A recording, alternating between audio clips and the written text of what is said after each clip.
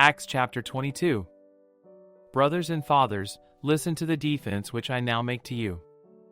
When they heard that he spoke to them in the Hebrew language, they were even more quiet. He said, I am indeed a Jew, born in Tarsus of Cilicia, but brought up in this city at the feet of Gamaliel, instructed according to the strict tradition of the law of our fathers, being zealous for God, even as you all are today.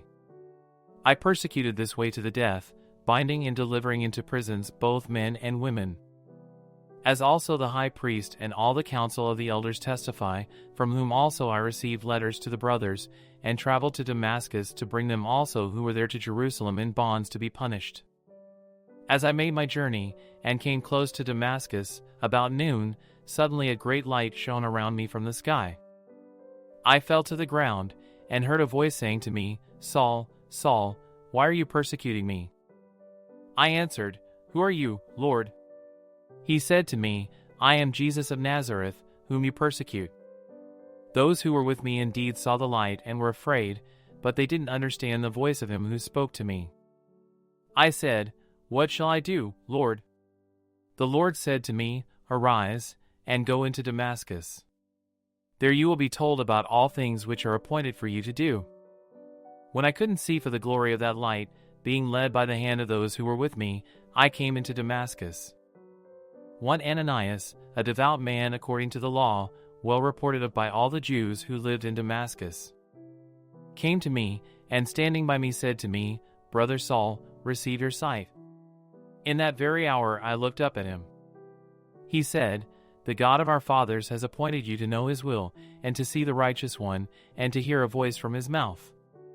For you will be a witness for him to all men of what you have seen and heard. Now why do you wait? Arise, be baptized, and wash away your sins, calling on the name of the Lord. When I had returned to Jerusalem, and while I prayed in the temple, I fell into a trance, and saw him saying to me, Hurry and get out of Jerusalem quickly, because they will not receive testimony concerning me from you.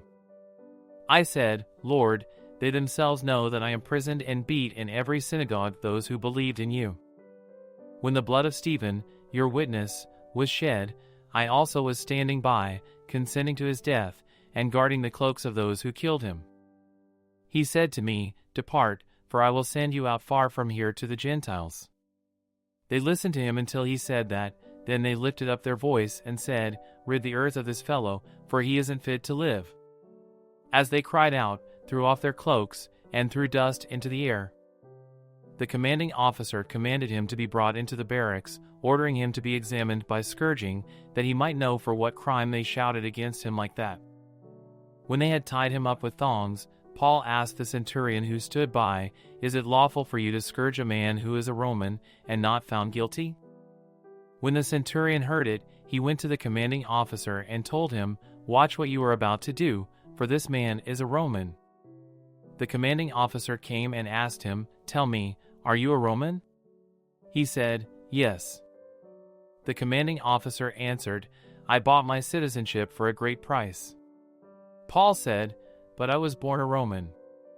Immediately those who were about to examine him departed from him, and the commanding officer also was afraid when he realized that he was a Roman, because he had bound him. But on the next day, desiring to know the truth about why he was accused by the Jews, he freed him from the bonds, and commanded the chief priests and all the council to come together, and brought Paul down and set him before them.